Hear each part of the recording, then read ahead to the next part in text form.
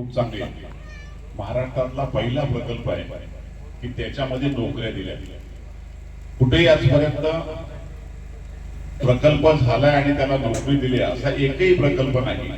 या राज्याचे मुख्यमंत्री त्या टायमाला असताना देवेंद्र फडणवीस यांनी केवळ आणि केवळ 12वी साठीच नोकऱ्या दिल्या. आणि जर 12वीच्या नोकऱ्या दिल्या नसत्या ना तर मला वाटतं अर्ध्या मुलांची लग्नच झाली नसती. ही परिस्थिती आपल्या सगळ्या गावांची होती, वस्तुस्थिती होती. आणि त्यामुळं आता असं झालंय का मुलीवाले मागे लागले. आमच्या मुलांना मुलगी द्या किंवा मुलाला मुलगी पाहिजे असेल तर मुली पण द्यायला तयार झाले. चांगलं पुनर्वसन झाल्यावर खऱ्या अर्थाने तुम्हाला सगळ्यांना समाधान वाटतंय. एक एक गोष्टीवर आपण बारकाईने अभ्यास करून त्या ठिकाणी आपण शासनाला MIDC ते देणं भाग पाडलं आणि मग ते 12वीचा प्रकल्प मार्गी लागला. पण आपलं आपण त्याग केल्यामुळं 12वीचं धरण पूर्ण झालं आणि मुंबईकरांना दिलासा मिळाला. हे सुद्धा आपण विसरता कामा नये. आणि त्यामुळं राज्य सरकारने केलेलं हे महत्वाचं काम तुमच्या आमच्या दृष्टीने महत्वाचं झालंय. हे रस्ते लवकरात लवकर होतील त्यात शंका नाही. पण अजूनही जरा पाण्याची योजना कायमस्वरूपी तोंडली असेल, या सगळ्या गावांची काचकोलीची असेल, कायमस्वरूपी योजना आपल्याला तातडीने करणं गरजेचे. त्याचं एस्टिमेट करून पाठवा.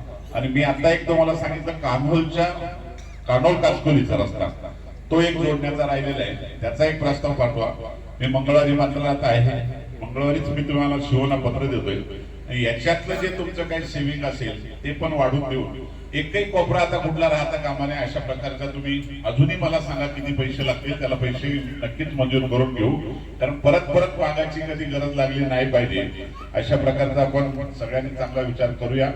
आणि चांगल्या विचारातून तुम्हाला सगळ्यांना सांगतो की केवळ नोकऱ्या लागल्यात म्हणून अवलंबून राहू नका. मुलांचे संस्कार पण लढवा. कधी कधी आपली मुलं चुकतात आणि पुन्हा नोकरीला म्हणतील. त्यांना जरा सूचना द्या.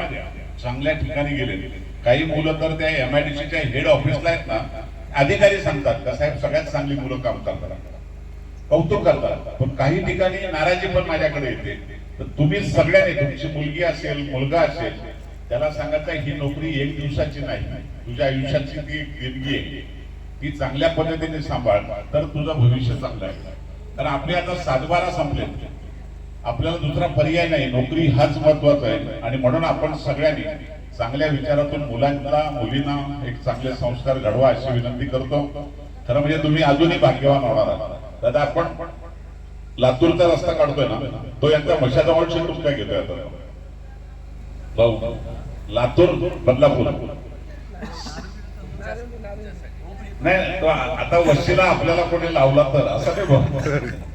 तो रस्ता जर झाला होतोच आता, त्याला काय मंजुरी झाली त्याची. तो रस्ता अशा प्रकारचा करतोय, समृद्धी रस्ता झालाय तशा पद्धतीचा रस्ता आपण टाकला इकडे. आणि मुंबईला जायला तुम्हा लोकांना 1 तासामध्ये 1.25 तासामध्ये तुम्ही मुंबईला पोहोचा. बदलापूरला टनेल झालाय, पनवेलला जाताना पनवेलवरून अटल सेतू. बदलापूरचा माणूस 30-35 मिनिटात मुंबईला जाणार आहे. ट्रेनला 2.25 तास लागतात आणि बाय रोड जायचं असेल तर 2 तासाच्या आत जाईल. आपल्या इथून 1.25 तासाच्या वर लागणार नाही, 1 तासात जाईल. पण 1.25 तासामध्ये जाईल. आणि त्याचा फायदा असा होईल हा भाग सगळा पूर्ण आपला तालुका डेव्हलप चांगल्या प्रकारचा होईल. सगळ्यात चांगली देणगी आपल्याला मुख्यमंत्र्यांनी या अधिवेशन मध्ये दिली आणि मोठं काम आपल्या मुरबाडच्या विकासाचं झालं. त्यामुळे नक्कीच एक चांगल्या प्रकारचा विचार करतोय. अजूनही एक मागणी आपण करतोय, कर्जत कसारा रेल्वे. कर्जत कसारा रेल्वेच्या मागे रेल्वे मंत्र्यांच्या मागे लागलोय. ती पण आपण अशाच पद्धतीने घेतोय आणि त्याचा तसा DPR बनवण्याचा सुद्धा प्रयत्न आहे त्यांचा. त्यांनी आता सर्वेचं डायरेक्ट गुगलवर मॅपवर सर्वे चालू केले त्यांनी. जर ती मंजूर झाली तर मला वाटतं हा सगळ्यात भाग एक वेगळ्या प्रकारचा डेव्हलप होऊन जाईल. एक चांगल्या प्रकारच्या इंडस्ट्री येतील, चांगल्या प्रकारचा उद्योग येतील. आणि अजूनही विचार आहे की कुठेतरी आपल्या या भागात सुद्धा एक MIDC टाकावी. MIDC जर आली तर मला वाटतंय रोजगाराला कुठेशी अडचण राहणार नाही. सरळगावच्या नंतर आता आपण या भागात एक MIDC टाकतोय. भाऊना एक इच्छा आहे की नारोलीच्या भागात असावं. सातबारा द्या, मी लगेच तयार करतो. पाटगाव 500 एकर द्या, 500 एकर दिले का लगेच. घागोर्ली बांदिवली माझा डोळा आहे. घागोर्ली बांदिवली आंबेगाव पासून नारोली पर्यंत बांगरपड्यापर्यंत 500-700 एकर होईल. मोठी जागा आहे ती पण करता येईल आपल्याला. शेवटी उद्योग आले पाहिजे, उद्योग आल्याशिवाय आपली प्रगती होणार नाही. आणि म्हणून चांगल्या विचारातून आम्ही सगळी मंडळी विकासाच्या दृष्टीने आपल्याला सगळ्यांना साथ द्यायला तयार आहेत. जिथं जिथं अजून काही उणीवा राहिल्या असतील ना त्या सांगा. एकही कुठलाही एमआयडीसी कुठलाही प्रकल्पातला विषय ठेवणार नाही अशा स्पष्ट सूचना मुख्यमंत्र्यांच्या आहेत. त्यामुळं उद्योगमंत्री आणि ते स्वतः लक्ष देऊन काम करतात आणि बारवीचं सगळे प्रश्न मार्गी लागतात. मनापासून तुमच्या सगळ्यांचं आभार मानतो की आम्हाला बोलवलं आणि एकत्रितपणे कार्यक्रम हा केला. त्याबद्दल सरपंचांचं आणि तुमच्या ग्रामस्थांचं मनापासून आभार मानतो. ठेकेदाराला एकच विनंती करतो, लवकरात लवकर हे काम पूर्ण करावं.